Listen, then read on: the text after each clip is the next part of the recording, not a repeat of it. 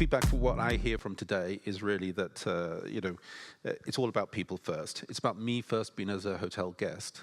It's about the feeling first. It's about the brand that I'm buying into. And it's about the human touch over technology. And that's coming from me being in tech is sort of kind of weird thing to say, but it's true. Hotels win or lose depending on how well they apply the technology. There's too much pre-arrival tech hitting the guest, I believe. And when you get to the hotel, there's sort of the need to try and do something technical for, I don't know whether it's results of the year or whatever, but sometimes you arrive at a hotel and it's almost like you've just walked into an ATM machine and you're having to press everything to get going. And I can see in many hotels, there's always a queue for the reception because people want that human touch. They want that human feel. And again, about loyalty, we talked about, there was an excellent presentation about brand, which totally get. It's about the experience, it's about the hotel, it's not about points. You feel like you're in a supermarket when you're talking about points. It is the experience. We stay in hotels for many reasons, even if it's a business reason. The one I picked last night, I picked it because I felt it was going to be comfortable, clean, and near where I wanted it to be. But it felt I was making a decision where I was going to spend my money to make something. And I liked, if I'm doing that decision, I want to be part of that brand going forward. And I think we have far too much fragmented tech in the industry. And it's a little bit worrying when, I know there's some AI boys out here. I love AI, I think it's great, but it shouldn't be talking to your guests. It's just like putting a chatbot onto them, and you think it's new and fab, but it's a real potential big mistake. I know we do have a conversation a bit about that, but I think your approach is different, so I quite like that. So without further ado, we're going to start off with Romain. We don't Romain. have a slide. Yeah, sorry. The whole point here is that you need to talk about one of your experiences, which is what we talked about before, where you've championed or built the brand, the guest experience that's made a difference in the last year. What about the future of guest experience? Mm-hmm. Well, even if the slides are not up, I've been hearing the whole day, the different topics and the different people. Many things have been shared. There's one topic I wanted to brought out is leadership. We have talked about human relationships, emotions. We haven't talked about leadership, and something that I truly strongly believe is we get a guest experience, we get guest engagement to a brand if we have great leaders. Well, the slide I wanted to share, but I can explain it. It was I don't know if you're familiar with the Harvard service profit principle, or the Harvard service profit chain, the same name. And we've been talking about revenue right before. So all our owners, they all balance between, they want obviously the best hotel with great guest experience, but they always challenge us, hotelier, GMs, director of operations, with profitability and GOP.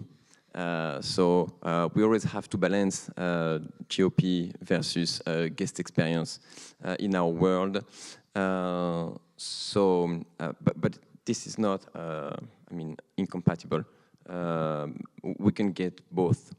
If we truly believe that profitability and revenue comes through brand growth. And how do we get brand growth?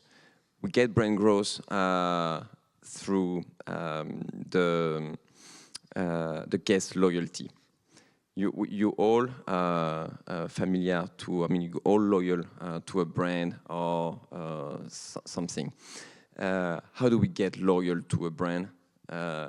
Because we get human connections and we had emotions through different experiences we've been. And who makes the experiences? The employees.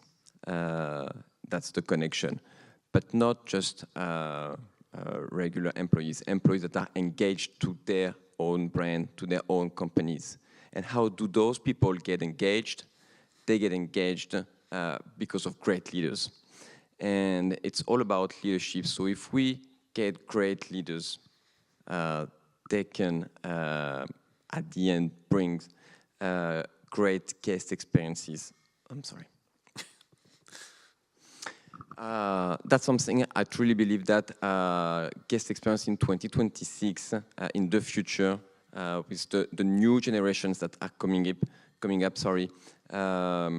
we need to train our GMs to get great leaders tomorrow. That's what I strongly believe. Yeah, no, I think it's a mixture of the experience, but also the sort of somebody that can drive that through as well. So, absolutely. Now, I have a question for you, Renée. Sustainability. There was a person before on stage saying that you kind of expect that in the Nordics, and it is elementally true. You kind of expect it in the Nordics. It wouldn't be the first choice of why I would pick a hotel necessarily, but I think the hotels in the past, particularly say the US big chains, use fewer towels, fewer cleaning your room, without giving you any incentive as a reason why they're sort of doing something sustainable. But if you go around to the back, they're not recycling the garbage. So it's a real sort of chicken and egg, right? And you know, I think for sustainability to be applied, it should be either, maybe it's just a simple tax that everybody pays, just a small one that's just there, and you can top it up if you want. But also, I think there should be, you know, very clear structure of that could be given to the guest that says this hotel does the following. So you don't feel a bit conned when there's only one towel in the room. My hotel room last night had it boasted about a big double bed, but I had one single doona cover and a pillow on it. So I could roll around the whole thing, but with a mingy, you know, sort of, you know, and it's all down to sustainability. And I think, you know, it ruins a brand when you do something like that. You know, it needs to be stronger. So what's your take on this? Well, first, you're absolutely right. The second thing is I was working previously within a French international company, and we rolled out our "don't clean my room" strategy, let's call it that way.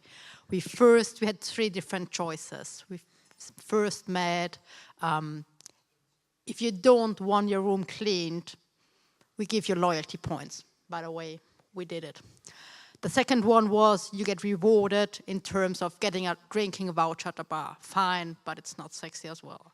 The third part was we do plant a tree for you in the surrounding of 100 kilometers. Fine enough, but it's not sexy enough. But is it true? At least there's something in between. Yeah. The end of the conversation was that every single hotel in this chain, when you decided not having your room cleaned, gave you loyalty points. Great idea, even though if you haven't been a loyalty member before.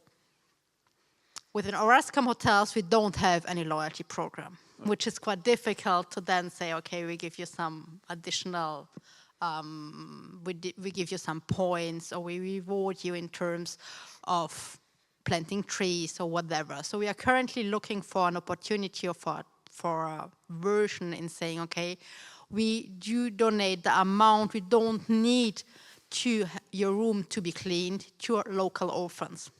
But we use it as a storytelling as well, because we do inform you, David, in saying, okay, if you don't want your room to be clean, which is great, we do save money, we do save energy costs, we do save water costs, and with this amount of sum X, we spend it to the local orphans.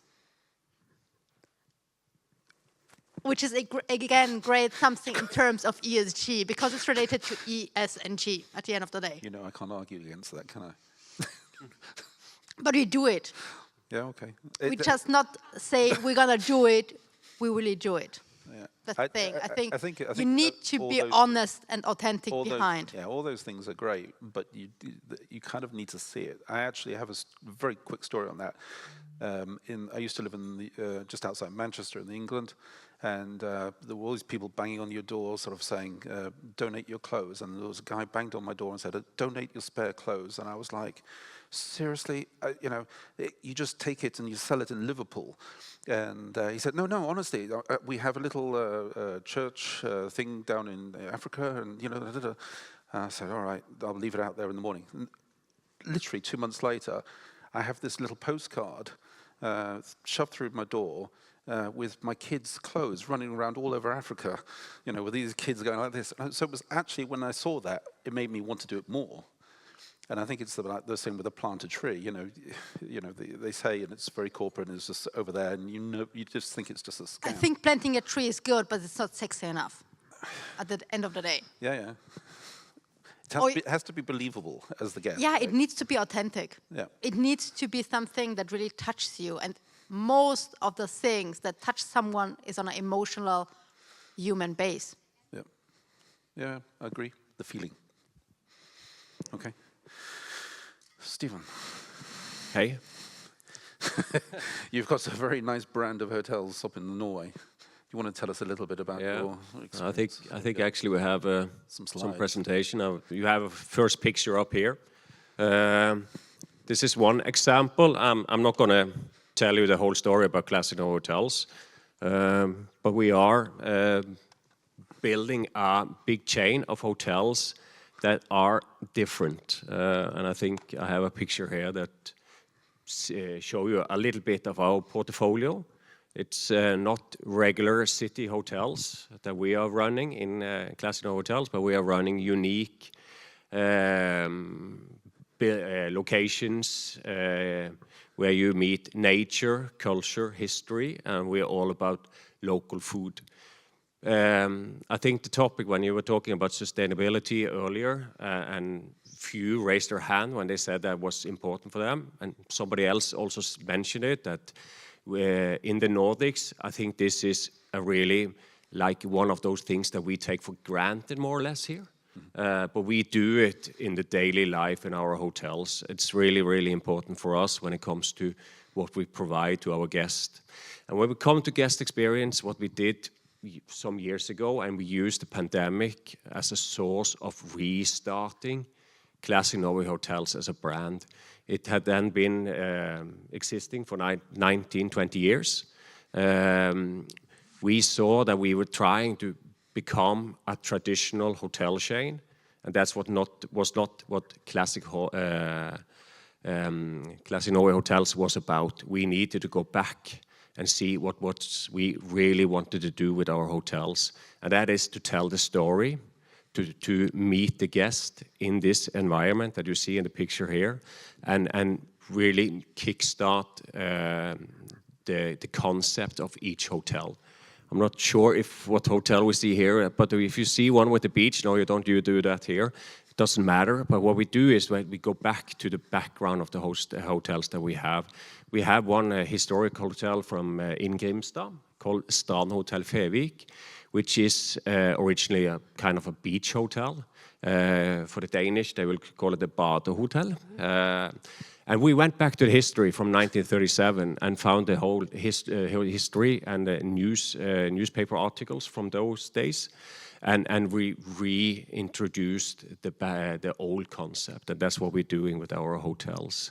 And when we started to do that, we also was able to live the story. And that's all about, we need to live the story. We cannot just explain it and describe it. We need to live it with our uniforms, with the way we are meeting our guests, with the way we are interacting with our guests. And that builds, of course, the brand that we do, Classic Norway Hotels, but we also do something with our staff. And we treat our staff the way we want to treat them, train them, and do that in a practical and good way. They will also do that over our guests. So we will hire our guest experience really, really well. And that also have brought us from, and we were pretty good at when it come to guest rating before. We had something like 8.4 if we use the OTA's standings on guest reviews. We had made a project that said, okay, we should have an average of our hotels at 9, and today we are 9.2%. So that's guest experience in a practical way, but you need to learn it, you need to work on it daily, and you need to make it a culture in total.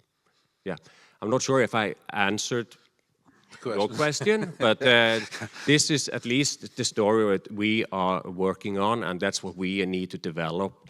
Tech for us is an issue, and when I say that, we are working on our tech stack. We have done huge progress the last years, but we see one of the issues we have now with all the system coming in is that our older staff have problems with understanding or coping with the new technology, which is really interesting topic. I'm going to leave it there in case there are some more questions, and I don't want to steal the whole show, so I give you to capture it now. Yeah. I'm glad the slides are working because we need to get to you, and I wouldn't know how to explain yours. All right, but thank you for having me. It's a great honor. Keep going. Press it again. I think it's. I'm just going to start. Yeah. So the rapid development of tech, which we have talked much about today, is kind of giving hoteliers a chance, in my opinion, to shake things up a bit. This is that beautiful woman is an image of my mother, so I will get back to that. And I think I'm going to keep it a bit shorter because I can see that the time is ticking. But good to see that you all got drinks. It makes it so much easier. We have this opportunity to kind of rethink the overall guest experience. And I'm sorry, but I am going to talk a bit about agentic AI this time also. And so the challenges we are facing at Buhlmann, many of you have talked about it today also, is that fragmented data. And also that, how well are we really knowing our guests? And just giving an overall idea of our vision, I'm going to go back to telling you a bit about my mother. So she thinks of me as a great host, or she hardly never complains, and she is a very frequent guest at my house. Before she arrives, I always put her slippers at the mat by the front door, so her feet doesn't get cold when she walks around the house. And I know that's the first thing she's going to ask me anyway. I know if I offer her tea before noon, she will say no. But if I ask her afternoon or during the evening, she will say yes. And I don't have to ask her what kind of tea she wants. She wants that lemon-flavored green tea with honey. And I also know, do I place a bowl of salty nuts in front of her, she wouldn't resist. So how did I get all this information? Well, I observed, I asked, and I got answers. And that information is now stored in my memory, and I know exactly when and how to utilize that information to make her feel comfortable and well taken care of. So now if you scale that example into having several of hundreds of thousands of guests walking in your front doors, you have to think, how do you get that information? I do not believe that using only human-to-human interaction, you can gather that much information. It's just too much to process and make sense of. So, the good news is that we have a lot of this data. It's just sitting in different systems, as you all know. We know of our guest booking history, their previous purchase. We can find feedback they have given us previously. We can pull out mail communication, and all of that, it constitutes our relationship with each one of our guests. So what we're really looking into is how can we access that data? How can our employees access that data? Because we need that insight to empower our employees, having it easy to know exactly who Daniel is, not only in private, but also when he travels for business. Yep. to get down to it, how do we solve these challenges? We think agentic AI can help with some of that. First, we are looking into digital concierges who can help us build those relationships with our guests. And then second, we want to have like a more holistic approach to guest profiling to really get to know our guests. And what about that upselling? So it's needless to say that I'm not charging my mother for that cup of tea, and I'm not charging her for salty nuts, but just imagine what if impact it could have if you really knew your guest and you can kind of anticipate their needs and preferences. So that's what we are looking into at Buhlmann Hotels. And as I said before, the other AI stuff is sort of out there, and I wouldn't want it talking to, but what you were doing in your presentation, and when you told me the story about your mother, I was like, you have to have your mother on the screen, and you have to tell this story. Yeah, thank you. Because I think it's very important, because it is the right way to use the technology. Okay. Thank you. Right, we have now, how would you like to change or see something in the future that's apart from the management side of things? What would you like out there that could enhance the experience that maybe doesn't even exist at the moment, sort of not really, but it's a problem that you would like to address and think that could make a change? Well, I think maybe we should change the mindset in some leaders. We have a different type of range of GMs. We have GMs from 30 years old. We have GMs above maybe 60. And they're different, they have been through the different careers with different point of view, experiencing different stuffs. And I think many of old GMs nowadays should, let's say, be trained or get a new mindset of what could be guest experience. Guest experience, to my mind, is a mindset. It's all about experiences, it's all about emotions. But if I was listening to the lady in a previous panel when she said it comes from the top, it definitely comes from the top. You can get the best product, you can get the best data analysis and stuff. But at the end, what makes the difference, it's how you bring the spirit, the mindset to your teams. And that comes from great leaders. I say it again, we don't just need, we're not searching to get loyal customers. We want to get them engaged, which is quite different. We don't want them to be just satisfied when they get out from the hotel. We want them to get engaged. What's the difference? We want to make sure they will come back, which is a short difference. And this goes definitely through the mindset. I have a quote that I really like, and I always tell to my teams on a daily basis. You might know this quote from Maya Angelou, an American poet, which says that, who says, people may forget what you said, people may forget what you did, but people never forget how you made them feel. Mm-hmm. And this is what it is about guest experience, emotions. Perfect. And I'd like the idea of loyalty versus engagement, because in fact the engagement will bring them back as a loyal person anyway at the end of the day, so that's perfect. Now, sustainability, something you want to change or make sure we all do before we leave? Well, I would like to put sustainability into a priority and not into a topic like somewhere in the middle of nowhere. And as I mentioned in my speech this morning, the hospitality industry, and correct me if I'm wrong, but probably I see it differently, is a beautiful industry with and for people. And if we don't forget this, we can implement our environment, and I'm saying it environment and not sustainability in that case, far easier into our daily life. Okay, Stephen. Yeah. You're next. Well,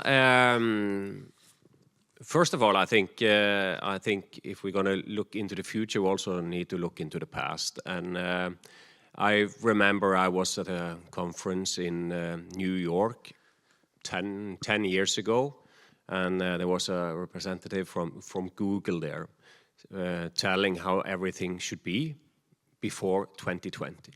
And that was before AI, and we didn't have that discussion. But they were talking about how voice should take over the world and how we should speak into some kind of Alexa or something and make sure that we can order hotels, restaurants, flights, do payment and all those things. 5 years later, yeah, there was something going on, but it wasn't speeding up at all.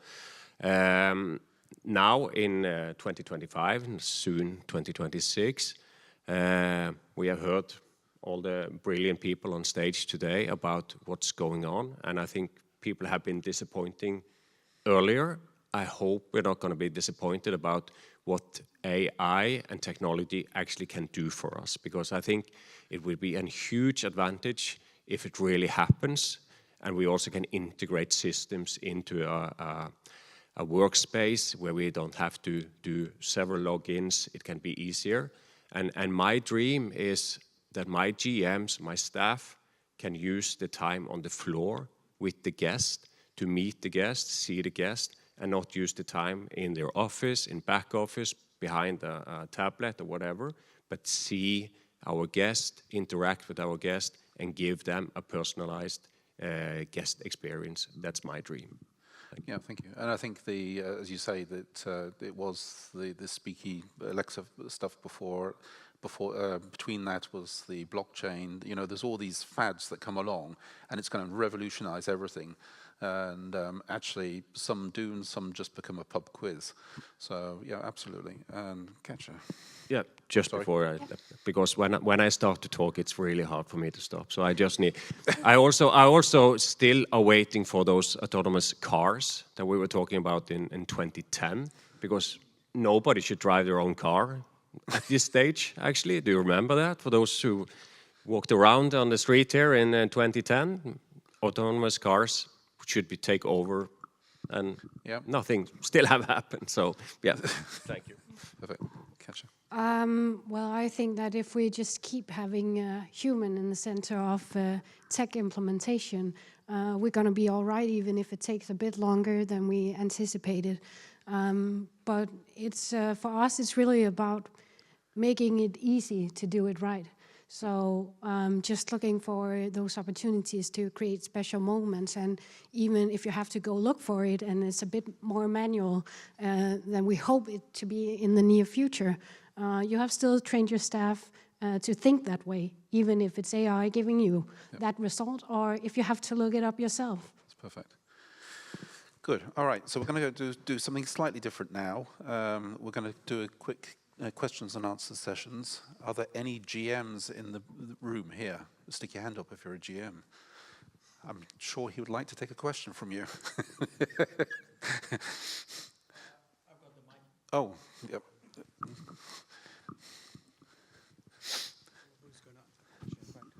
Stick your hand up if you want a question. GM. Oh, okay. No, it was it was because he was having Anyone a go else? at GMs. Anyone? Any question? Oh, brilliant. We've got the first one. We need 3 at least. All right. Check. I only have one, and it's related to responsible business, actually.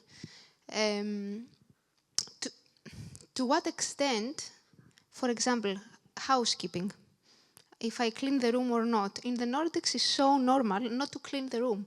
It's the only area. I'm Greek, as you can imagine. I expect my room to be super neat, like my mother is cleaning my house. So when I go to a Greek hotel, I expect that everyone is reacting like my mother. And they do, right? But in the Nordics, it's the only region where I put the door hanger, don't clean my room. I will never do it in any other region. So the question is, why do I necessarily need to link it to a responsible business element? why do I need to put, at least this is how I read it, I put the burden on the guest. Do I really need to do this? It's a good question. You need to train your staff.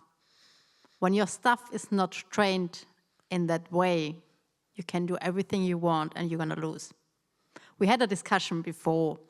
Do you need to put 4 towels in a room when there's 1 client in? It depends on the country you are. It depends on the legislation, regulation of the country to get your star rating. It sounds super difficult, unfortunately it is. And for us, it's not logical, because when I'm traveling alone, I need 2 towels, and I don't need 5 towels being changed every day, even though I'm hanging them up. But it's a way of education. It's a training program from housekeeping to GM to all the departments, and as mentioned from Sarah this morning, it's communication. I would add it's a mindset as well. I mean, when you're at home, do you use a new towel every day? So it's a mindset, but to change the different mindset it's a mindset. Yes. It's that simple, but it's that difficult, that's the thing. No, I completely agree that it's a mindset. You don't necessarily need to reward for something that should be the norm. When you ask the question to our housekeeping staff, they have limited time. I did raise the question previously to our housekeeping, to different housekeeping companies, because I was wondering why they still change my towel even though I hang it up. And as you've mentioned, Romain, I'm not switching my towel at home every day. So why should I do it in the hotel? And they told me, and correct me if I'm wrong, they have limited time to clean your room. They have in the daily routine, they know, okay, I'm entering the room, I take everything from my basket with me, I'm having my 7 minutes or 8 minutes or 6 minutes, depending on the country, and I'm not thinking, because I know, zack, zack, zack, zack, zack, and out. It's a training. You need to educate them. The second thing is most of the housekeeping companies are external and not internal. That means that your daily staff of housekeeping is not the same. The third thing is, and unfortunately it's the reality, a lot of housekeeping people still cannot read. So you don't need to tell them to make an agenda and saying first this, second this. You need to make it on a visual base, and then it works. But it needs to be done on a regular base, and you need to train your staff, and staff training as well, as you've mentioned, Romain, is mindset change. And it needs to come from every single department. That's simple. Thank you. Any more questions out there? Come on, we need some more. It's unfair. You all have your drinks already, and we are sitting here waiting for questions and for our drinks. So one more question. We need to drink as well. Yeah, absolutely. I mean, the towel thing really is a thing. I know it's frustrating. Yeah, and I think the other thing though is sometimes you turn on the shower and it goes, and then you need an extra towel just to tidy up, right? Because it's gone the wrong way. But it would make more sense that there was a sort of stack of towels. I've seen it once in a hotel where you had towels, and then if you needed another one, you just pick it up from the reception, like going by the pool, right? That's what you do at home. You just go and get one from the cupboard. But how often are you standing under the shower and realizing you have 1 towel and you need 2, and then you're not going with the 1 towel to the reception? You don't know me. Okay. Thank you for the picture in mind. Thank you.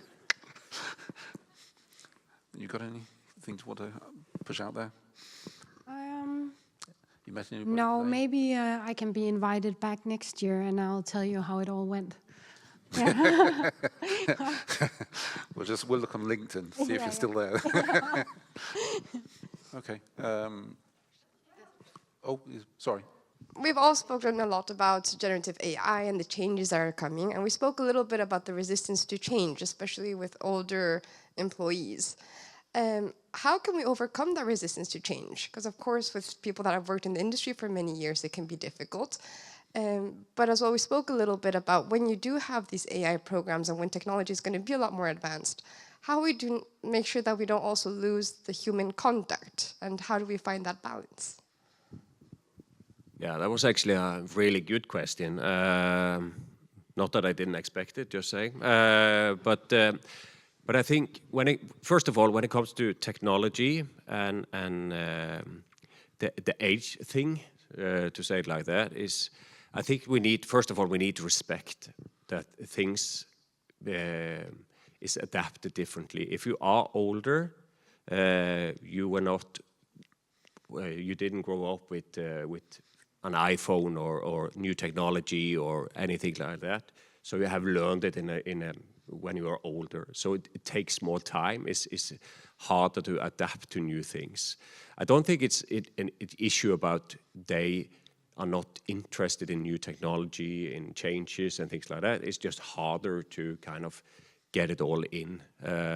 So I think that's things we need to respect. And it's like, when we hire a GM or senior staff or whatever, I want to have those people that have the right attitude towards my guests, our guests. That's the most important thing. If they then don't have the necessary skills when it comes to using new technology or the understanding or whatever, then we probably need to get in other players that can help them, assist them to be good on what they are doing. And over years, I at least have experienced that it's better for me to focus on getting people better on those things they are already good at, instead of trying to train them in things they are not good at or not interested in. And then besides that, it's better to get in more staff that have the experience and get younger people in then maybe.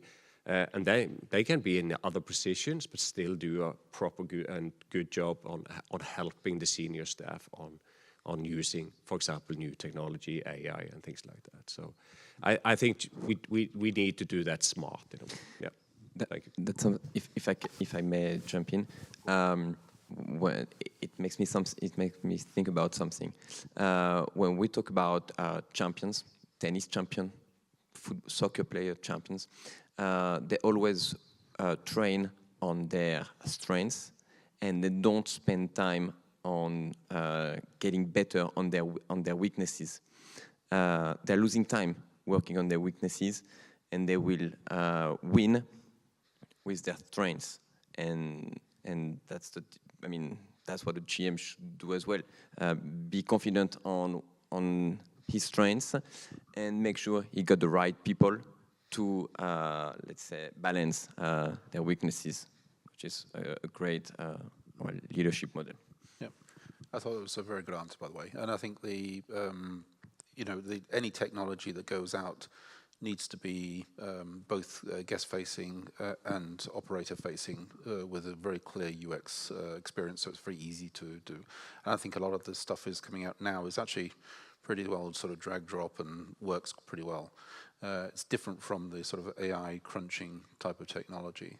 So those people, you have specialists or people with good overview looking at those. But I agree. I think the people that are good at what they do shouldn't be stressed out by having to learn how to build a computer program out of that. So that's it. Okay, we've been cut off. What was the third question? I had one last question, if you don't. I just wanted to comment. I thought the story that you told, Katja, about your mother was really, really powerful and a really strong message around human-to-human interaction. And it shows the depth of understanding that humans have about one another, listening, watching, learning. And then reflecting on that with what we were talking about now with how AI can be useful. I think those two things work together, and I don't think it's any coincidence that Microsoft calls its AI Copilot, because I think that's how we have to think of it in our industry. Because I'd like to think, I'm a huge advocate of technology, but I'd like to feel optimistic that actually the power really comes from the human-to-human interaction, and always will, But actually, if it's enabled with smart data underneath and behind the scenes, that's the secret sauce that'll actually make it easier to do it. But still, that final judgment on how to look after someone and make them feel special and make it feel personal, I think is always going to be done best by humans. I completely agree. Yes. So technology can only get you so far. We talk about, how great could it be, our host having a list, an AI agent could look up our arrival list, look up their guest profiling, this holistic guest profiling, look up their preferences, and then suggest maybe non-cost actions to do on every single room. So at 20 or at 8 p.m. you had to make it cozy in the room, turning on the lights because Katja is a late arrival. But there's a difference to going to a room, turning all the lights on. That's not cozy. So what we need to train our staff in is to, make those experiences truly great. And, to have that human feel, knowing that it's not cozy to have all the lights turning on. So, yes, Yeah. I agree. No, I totally agree with that. Okay. Time for drinks. Thank you, panelists.